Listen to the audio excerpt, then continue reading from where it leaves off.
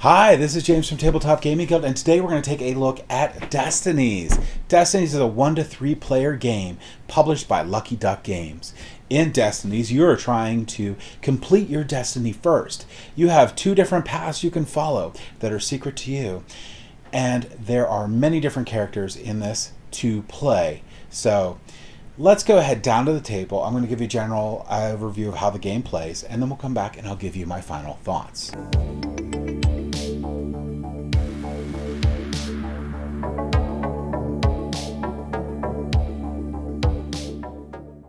So this is what a game of Destinies might look like. In the game of Destinies, you're trying to fill the destiny of your character. You have 2 different destinies, which I'm not going to show you the back of this Destinies card because that will give off some spoilers for the game. But you have 2 different destiny paths to choose from, and depending on which one you choose, you're going to scan that side when you interact with the application. You can decide to try to work through both of them and choose one towards the end, or you can go all in on one of your destinies. These destinies are described on the back of the card, and they are a secret to all other players. To start the game, you're actually going to use the application. This is going to be a heavily app-based game. You're going to be using this guy a lot. And what you're going to be doing is you're going to go ahead and select what you got. In this case, we just have the base game, so that's going to be Destinies. And you're going to select which scenario you want to run. Now, the game has this first scenario here, which is the one that's recommended, and this is a standalone scenario. This is how you'll get to learn the game also. Then you also have 3 or 4 other scenarios that get to be played together as a campaign.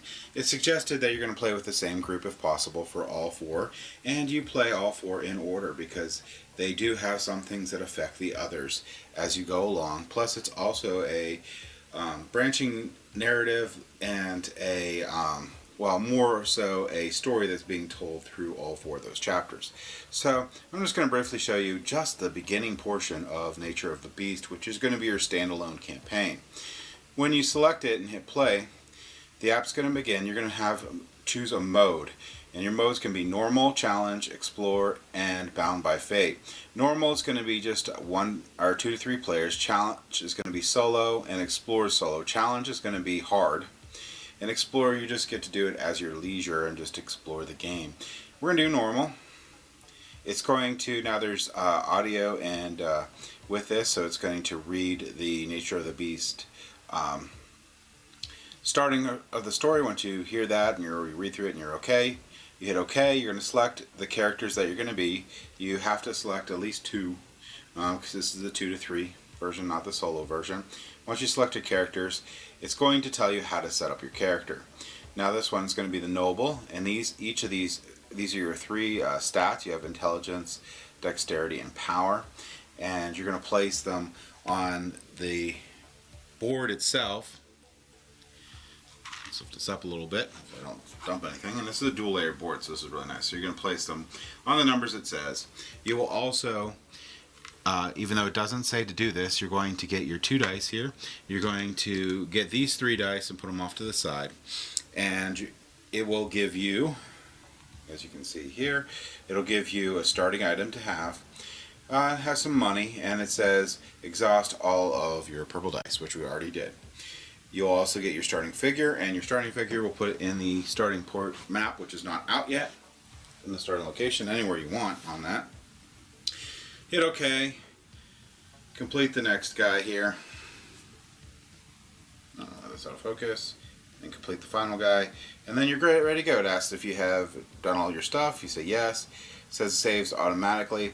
Now it's going to tell you to place down tiles. And these tiles are double-sided. One side's going to be the explored side, and the other side's the unexplored side. So this one says place it up on the explored side, and you'll notice it has a numbered number 2, and these are all numbered, and you want to keep these tiles in order. Next, it's going to ask you to add a church mini to there, which is just going to be the location, so it's something you can interact with. Hit OK. Then it's going to ask you to put down basically 4 more tiles all around it. Alright, now it's going to say for the noble to go, and it's going to say refresh effort die. So, what that means is, this is going to be the noble over here. We refresh one of these purple die and put it over here. When you're using checks in the game, you're basically going to be taking, you are going to be taking whichever's, oops, I lost one more. To get that in a second. You're going to be taking whatever skill that you have. So this is skill, let's say you want to do knowledge, you want to do dexterity, you want to do strength. It'll tell you which one you have to do. Then you're going to roll these dice, and you're trying to get numbers higher than these. So if I would have rolled an 8, I would have 2 successes. So in this game, lower numbers are the better numbers to have when you're playing. So where these purple dice come in, so if I do a skill check, I'll roll these, and I have a 1 and a 4. I can then, if I have any that are not exhausted, I can roll one of these. And these would add to the number, but if I get this side right here, where'd it go? If I get this side right here, that is an automatic success. So that'll count. And in this game, you can have up to the highest number of successes to achieve anything is 6. So easy is going to be 1 success, moderate is going to be 2, that sort of thing. So it won't tell you how many you need to have, but you can generally get an idea from the wording of what you're trying to attempt of how difficult it is. Like if you're trying to pick up a stick, it's probably going to be pretty easy. If you're trying to fight a bear off with a stick, it's going to probably be very hard. So now, what do you do on your turn? Well, you only can do 2 things. You can move if you want, up to 2 squares, and you can then interact. So that's it. When I move, though, however, I can move up to 2 squares. However, so this is the jester's turn. However, if I move into an unexplored area, my movement stops. If I move into an unexplored area, I will select that on the application, say that I explored it, and it will tell me to place new stuff out. So let's say the noble comes over here and explores that area. So on the application here, I'm going to go ahead and click this, and I'm going to say explore. We're going to flip this tile over. So we'll go flip that tile over. And that's my new tile. You also are required to read off the text that's on here, so don't forget to do that because the other players really can't see it. It's also going to tell you what other tiles to place, so we're going to place tile 52.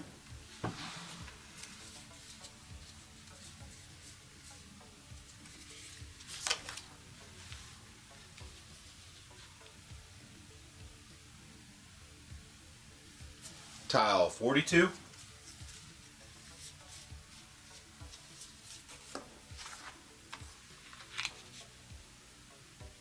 And tile 54. And these are places that you can explore in the future. Additionally to that, it's going to tell you about different points of interest that come in there. And you're going to read this out while you put it in. So on here we're going to place an inn. We're going to go ahead and put out this smith. And then we're going to go ahead and place out this interaction token for manor house. Now this would end the turn for this player. Let's go ahead and put out those pieces real quick. So I'm going to have 2 interaction tokens on here. And I'm going to have the smith come out too. Let me find the smith figure. Alright, I'm going to put the smith figure out. Now, I'll hit end turn. Yes. Then it's going to go to the witch. And the witch is going to refresh one of its effort dice.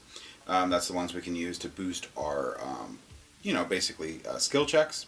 Go ahead and hit OK. Now the witch can actually move up to 2 spots, so the witch could actually go 1, 2 and explore there if you wanted. Or the witch could interact with one of these things on the board. A couple things to keep in mind, especially about items. So for some reason, if you drop an item, you're going to place one of these unused markers on the board. Also, when you interact with merchants and stuff, they'll have a set number of equipment stuff out, and the cost for the equipment on cards is up in this upper right hand corner. So that's how much you would have to spend for those items, just so you know how that works. But what we're going to do is we're going to go ahead, and the witch is going to interact with the church. So the witch is interacting with the church. You're going to read off. She didn't move, so she can't move for the turn. You're going to read this off to all the other players, and then you can select some of these actions. If you see this icon here, it can change some of the things that you actually can do. You can, these ones are going to require skill checks, and this one here is going to require you scanning a QR code. That's why this application has to be installed on a device with a camera. So in here we're going to go ahead and ask about our destiny. And what we're going to do is we're going to pick which one of these two that we're going to do. You're going to look at the back to see, and then you're going to scan which one you want to ask about. Whoa, make sure we get this in. Come on.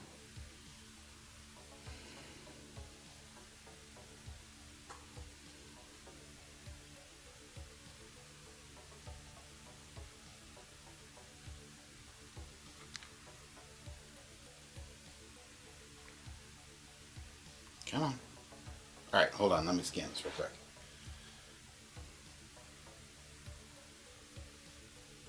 Alright, there we go. And then they're going to tell you it, and it says, I don't know such matters, but the old Pathfinder might. So we might need to find the old Pathfinder to learn more about our path. You can select other things like we could pray. This one says, refresh all your effort die. That's awesome. Now we have 2 more options, and we can use all of them. There's nothing stopping us from going through all these. We can try to be bad here, and we can steal money from the offering. And we're going to have to roll our success die. So on this one, we're going to look at our dexterity. We're going to take these 2, and we're going to, we're going to just use all those cool dice that we just got for praying, because, we're bad people. Anyway, so I have 5, I have 9, and I have 1 automatic success. So at 9 I'll have 2, so that's 3 successes. So I'll go ahead and put 3 successes in and hit. Now I will gain 1 coin, but I'm going to feel guilty about it, as I should. And now we only have 1 option left. We can ask him about his troubles if you want. We're going to read this out loud. Alright, now we can notice that we did that. We have another option. We can encourage him, so we can use the knowledge to do so. And that is basically the game. You're going to be progressing through these areas, exploring areas, interacting with these things, using the app, trying to push along your destiny and figure out what you need to do to trigger your finale.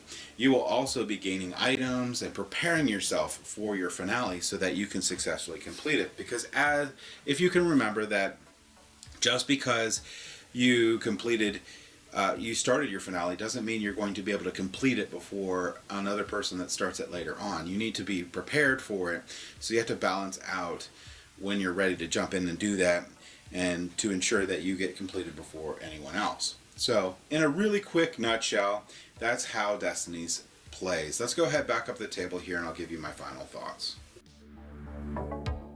So I really love story-based games, and this one is pretty epic. It has a great story. And I love the character progression that you have throughout the story, and how you can pick your paths, and there's lots of different branching narratives that you can have for this game. I like that it has like a standalone adventure for the first one, and the other 3 can be part of a campaign. I do highly recommend that if you play this game, that you play with the same people for the 3 games in the campaign. You don't really have to, but I mean, it's a continuing story, so if you want more like immersion and investment in the game, you'll want to play all 3 of them with the same people. Now, one other thing I would recommend too is the game itself. If you want to play with other people, especially if they've played that session before, it's best if everyone's played the same session before you do that. If you don't, maybe like set some restrictions up for the person that has played it before. Give them a new character, make them do the opposite branching or the opposite destiny. But really, I mean, it's best if everyone comes into the experience new or experienced, like they've played it before. Because if you play these sessions multiple times, which you can, and there's nothing wrong with that, and someone hasn't, you have sort of like an unfair advantage because you generally know the story beats and everything. So that's my only caveat with this, but as an immersive experience, this is amazing. And there's already 2 expansions for this and another one that's coming out to GameFound on October 25th. So there's a lot of different content for this game. A lot of different things that you can do throughout the game. I like the exploration. I like deciding when I want to go into a new spot because it does end your movement there, and a lot of different decisions on how you want to progress your own storyline, your own destiny. You can go for both destinies. That's fine, and end up like settling on one for the finale. Just because someone goes into a finale doesn't mean that they're going to win. You can work on still continue on to your finale, and you might be able to complete it way before them because you're far more prepared for it. So I would say if you play this game, don't get discouraged if someone jumps into their finale. They could die too. So, there's all sorts of things that factor into this and make it a lot of fun. Plus the story is amazing, and it has a lot of supported content. So a lot of these story-driven board games have a base game and maybe one expansion and they're done. This one has a base game, 3 expansions, one coming up, modules, a community-driven portion of it where you could go, if you open up the app, you can go to the community section on there, and different people from the community have made their own games in it that you can play with this. So it's just an amazing game. And if you're looking for that super immersive experience with a great story and more like a story-driven game, I would highly recommend checking out Destinies. Thank you for watching.